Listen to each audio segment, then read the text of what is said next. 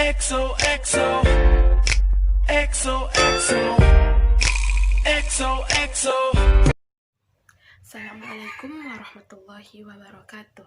Saya Nur Syuhada dari kelas 1D jurusan Pendidikan Bahasa Inggris Fakultas Tarbiyah dan Keguruan Universitas UIN Suskaryau.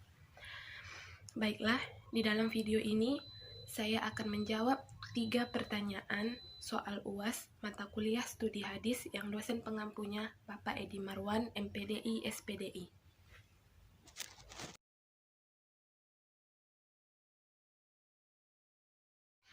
Baiklah, langsung saja kita masuki soal yang pertama.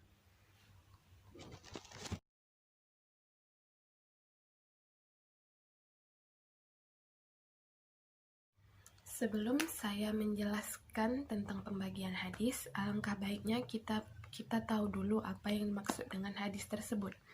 Hadis disebut juga sunnah, adalah perkataan, perbuatan, ketetapan, dan persetujuan dari Nabi Muhammad SAW yang dijadikan landasan Islam. Hadis dijadikan sumber hukum Islam selain Al-Quran.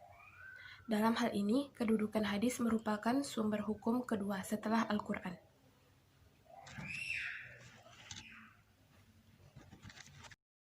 Pembagian hadis diperlukan upaya untuk mengklasifikasikan hadis.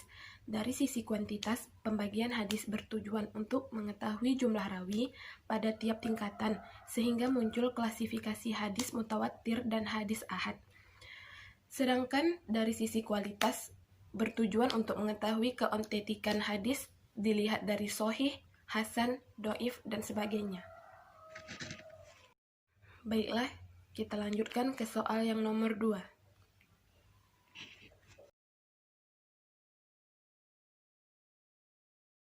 Baiklah, di sini saya akan membacakan sebuah hadis. An Abi Hurairah qala Rasulullah sallallahu alaihi wasallam, lamma qadallahu khalqa kataba fi kitabihi ala nafsihi fa huwa mawdu'u indahu in rahmati taglibi ghadabi. Rawahu Muslim wa kadzalika Bukhari wan Nasa'i wa Ibnu Majah. Artinya, diriwayatkan dari Abu Hurairah radhiyallahu anhu, dia berkata, Rasulullah Shallallahu alaihi wasallam telah bersabda, ketika Allah menetapkan penciptaan makhluk, dia menuliskan dalam kitabnya ketetapan untuk dirinya sendiri.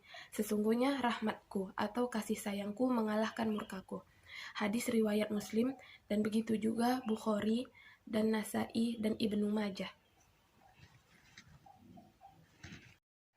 Dan soal yang terakhir yaitu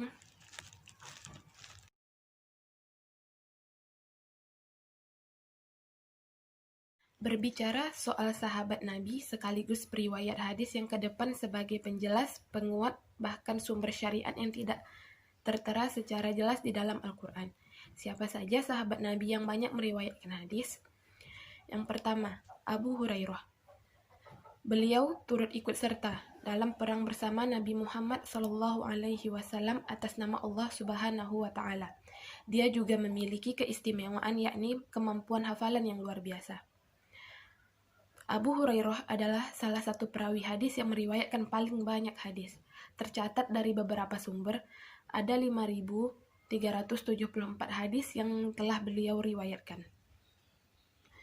Yang kedua, Abdullah bin Umar. Selama hidup, Abdullah bin Umar telah meriwayatkan 2.630 hadis. Dia merupakan anak dari Umar bin Khattab. Pada masa itu, Abdullah bin Umar adalah pemuda yang istimewa dengan tekadnya yang kuat untuk meniru segala hal tentang Nabi Muhammad SAW. Yang ketiga, Anas bin Malik.